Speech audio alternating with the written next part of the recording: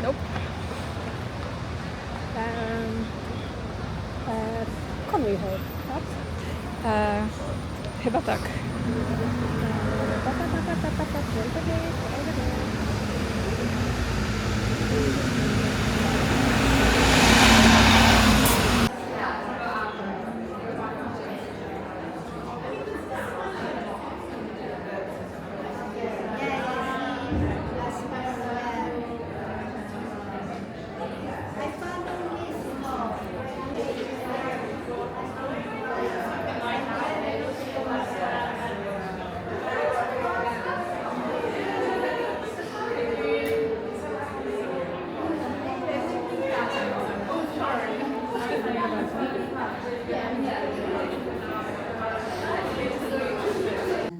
I'd love to hear more from you about your work and that transparency work that you brought to craft.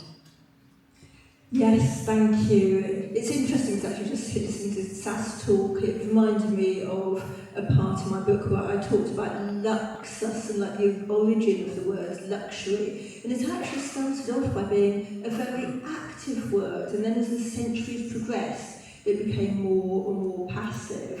And I talk about how we really need to reclaim what luxury really can be, sort of bring the action, bring the activity, bring the artisanship and craft back into luxury again. But anyway, I digress. So my career, I guess, in craft began 33 years ago in what was supposed to be a summer holiday project between my Masters in Native American Studies and a PhD in natural dyes and the symbolism of colour in the Andes. Patrick Hootie is still going now, run very capably by my husband. But we were, I guess, a pioneer in fair trade at the time, you know, like Costelloe at the beginning when fair trade was really just some pretty undrinkable Nicaraguan coffee. And I remember coming here to Conway Hall where Benny Denbitz used to have his fair trade fairs in the early 90s. So I think fair trade's come a really long way. I changed it. I had a question in my mind and I changed it like 3 times while listening to you guys. Kat from Vegan Fashion Repository. This is a question to Belle. I can relate a lot to what you said because I started up as a fashion editor in 2009. So I went through all this glamour, fine dining, all that stuff, and then all things changed.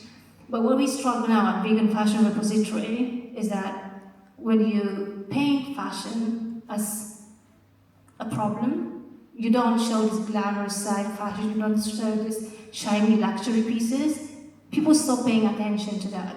Right? So we're meeting here, we have the same priorities, we share the same values, but it all seems like preaching to the choir because we're already into it. But for a regular customer, how do we as fashion editors, as people who like advocate for better fashion, how do we make it more attractive?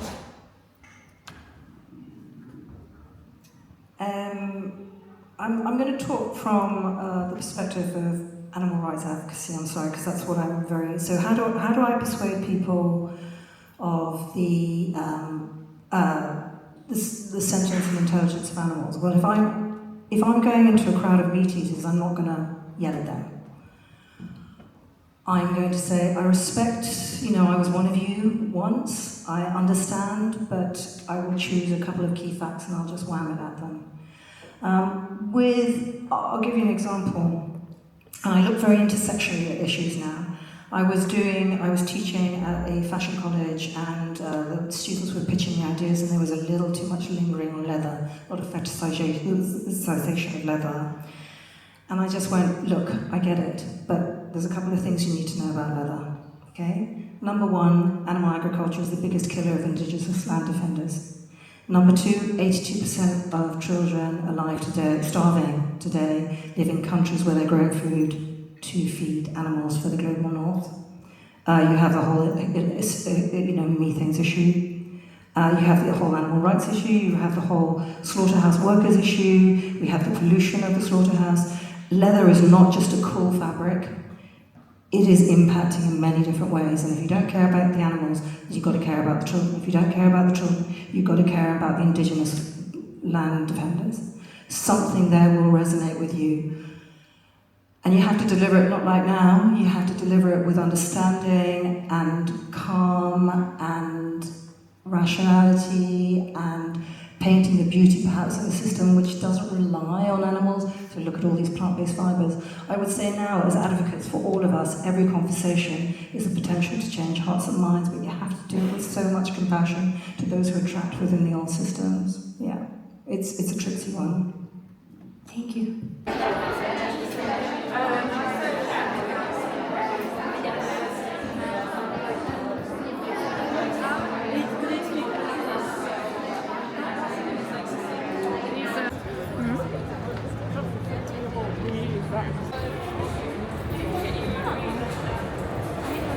It's my first fashion show.